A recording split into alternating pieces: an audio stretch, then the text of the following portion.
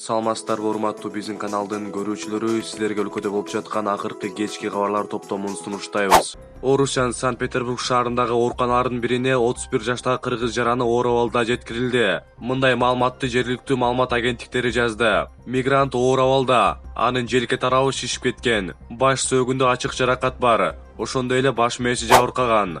Курсак, кабырга жана көкүрөк тушунда урулгандан калган жаракаттар бар деп жазылат маалыматта. Ал ооруканага алып келинген Парголова районунан 2-3 метрлик бийиктиктен кулап түшкөн деп болжолдонууда. Учурда тиешелүү органдар тарабынан маалымат такталып жатат.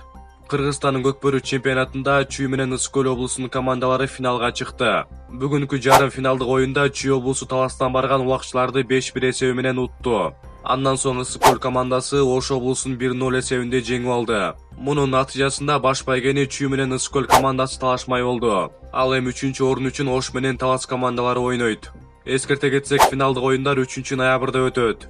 Өлкө чемпионаты Оштун Төлөйкан ат майданында өтүп жатат. Анда 7 облус жана 2 шаардын курама командалары күч сынашты. Байге фонду 2 миллион сом.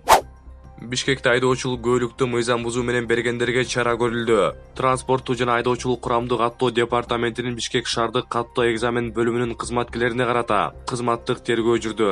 Анын жыйынтыгында айдоочулук көөлүктү алууда квалификациялык экзамендин эрежеси бузулганы аныкталган. Бул тууралуу мамлекеттик каттоо кызматы билдирди. Андыктан өз милдеттерин так аткарбаган үчүн шаардык каттоо экзамен бөлүмүнүн кызматкерлерине дисциплинардык чара көрүлдү. Атап айтканда, бөлүм башчы Алмаматовго эскертүү берилди. Анын орун басары Рыскулов кызматынан төмөндөтүлүп, Ысык Көлдүн каттоо экзамен бөлүмүнүн алдыңкы адиси кызматына которулду. Андан сырткары бир катар кызматкерлер катуу сөгүш алды.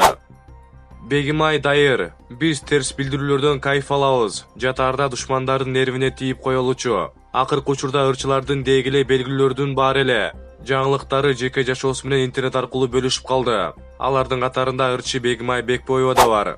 Бегимай жакынкы аралыкта кесиптеши Дайыр Исмайдаров менен ыкташып түшкөн сүрөттөрүн байма-бай жүктөп, күйөрмандарына жана жалпы элге жатаарда душмандардын нервин алып, аллергиясын чыгарып коелучу. Биз терс билдирүүлөрдөн кайф алабыз. Кана уктардын алдына жазгыла хейтерлер. Бир ырахат алуу укта эле деди. Эмнегедир бул ырчы кыз кимдир бирөөлөргө тийишкиси келген окшойт. Дайыр экөөнүн ыкташкан сүрөттөрүн чыгарып уктардын алдында деп жазып, күйөрмандарына кычыткы суроо таштады. Мындай какшы көпчүлүккө жакпай калды көрүнөт. Бегимай, эл менен элсиң, элди какпай жүр, эл менен агарып көгөрүп жатасың деп нааразы болушту.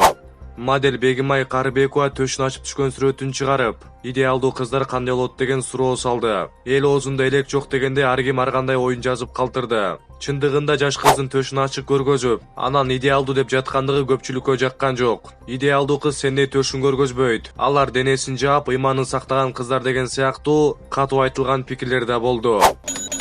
Мына урматтуу биздин каналдын көрүүчүлөрү, ушу менен кечки акыркы кабарлар топтом аягына келди. Сиздер менен мен Самарбек Мапыков болдум. Оюңуздарды комментарий калтырып, жакшы лайк басып, каналыбызга катталганды унутпаңыздар.